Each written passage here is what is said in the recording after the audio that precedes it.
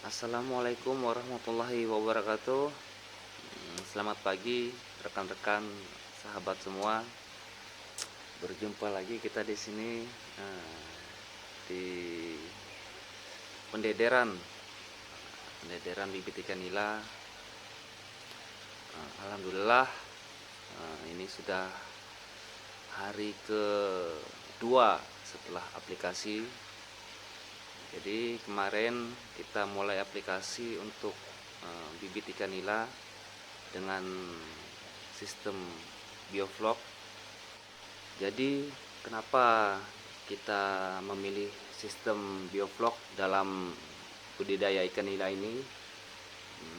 Salah satunya yaitu dengan bioflok kita bisa tebar padat yang biasanya sistem konvensional budidaya ikan nila 1 meter kubiknya kisaran 10 sampai 15 ekor 1 meter kubik.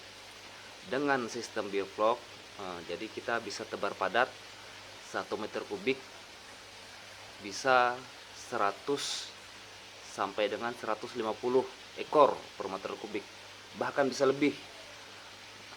Kenapa saya katakan bisa lebih? Itu tergantung dengan kekuatan aerasi yang kita pakai. Aerasi sekarang sudah mulai banyak dijual di pasaran. Kebetulan saya kemarin ini memakai mesin LP100 untuk skala rumahan. Mesin ini kemarin saya dapatkan di online, jadi saya beli kemarin di online. Itu cukup untuk 1 sampai 2 kolam skala rumahan. Untuk skala yang lebih besar, budidaya yang lebih besar, sekarang juga tersedia di pasaran dari mesin supercharge, black supercharge maupun rod blower. Ada beberapa sistem yang bisa kita terapkan untuk budidaya ikan skala rumahan. Jadi skala rumahan ini yang biasa kita temui di tengah-tengah masyarakat, biasanya dengan sistem air tenang, yaitu sistem air hijau, air tenang hijau airnya, dan juga ada sistem filter atau dengan kata lainnya resirkulasi. Kebetulan saya di sini memakai sistem bioflok untuk budidaya ikan nila. Terkait sistem yang akan kita pakai di dalam budidaya ikan skala rumahan, baik itu sistem air hijau, air tenang, ataupun sistem resirkulasi RAS ataupun bioflok, ada perbedaan-perbedaan plus minus lah, artinya sistem yang kita pakai tersebut. Jadi perbedaannya yaitu di dalam penanganan kotoran ikan. Untuk air tenang itu biasanya dilakukan dengan pengurangan air dasar kolam. Jadi pengurangan air dasar kolam dilakukan beberapa hari sekali atau beberapa minggu sekali, tergantung kondisi kejenuhan air.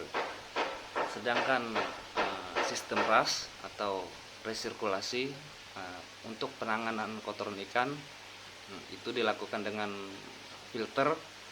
Jadi filter yang ditempatkan di luar kolam. Sedangkan sistem bioflok itu penanganan kotoran ikan dilakukan di dalam kolam itu sendiri. Jadi perbedaan antara yang kelihatan antara RAS dengan bioflok, yaitu RAS penanganan kotoran itu dilakukan di luar kolam, sedangkan bioflok penanganan kotoran ikan dilakukan di dalam kolam itu sendiri. Untuk sistem RAS dan bioflok, selama proses dan tahapan-tahapan yang kita lakukan itu baik dan benar, insya Allah sampai panen tidak akan melakukan penggantian air. Itu yang menjadi beda sistem air tenang atau air hijau dengan ras bioflok dari segi pergantian air. Untuk sistem bioflok sendiri, di mana proses penguraian kotoran ikan terjadi di dalam kolam ikan itu sendiri, itu terjadi proses biologi di mana ada terlibat bakteri-bakteri pengurai atau probiotik. Jadi di dalam kolam bioflok, selain menjaga stabilitas ikan, jadi ada dua kehidupan yang kita jaga. Selain menjaga stabilitas ikan, kita juga menjaga stabilitas bakteri-bakteri yang ada di dalam kolam bioflok itu sendiri. Selain itu juga air bekas budidaya bioflok ini juga aman bagi lingkungan, artinya tidak berbau dan juga tidak mengganggu lingkungan sekitar, dan juga dapat kita sinergikan dengan budidaya tanaman, misalnya sayur-sayuran ataupun buah-buahan. Hal ini dikarenakan adanya bakteri-bakteri pengurai tadi ataupun mikroorganisme yang mampu mengurai limbah kotoran ikan tadi, dapat menjadi pupuk yang bisa menyuburkan tanaman-tanaman kita di rumah. Dan salah satu unggulan ataupun kelebihan nila sistem bioflok, yaitu ikan nila ini mampu mencerna flok yang terbentuk di kolam bioflok itu sendiri. Jadi bioflok itu merupakan kumpulan-kumpulan mikroorganisme, alga, serta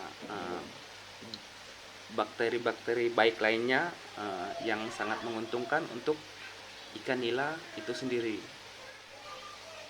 Mungkin cukup sampai di sini saya bercerita sedikit, gambaran kecil ataupun pengantar mengenai sistem budidaya perikanan untuk skala rumahan, khususnya sistem bioflok yang saya dapatkan dari kelompok-kelompok budidaya serta grup-grup budidaya perikanan, dan semoga informasi yang saya berikan ini dapat bermanfaat bagi kawan-kawan semua.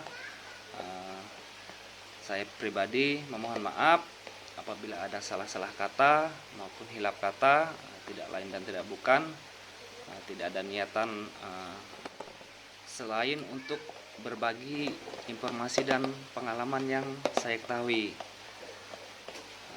Akhir kata, billahi taufiq wal hidayah. Wassalamualaikum warahmatullahi wabarakatuh. Salam Bioflok Indonesia.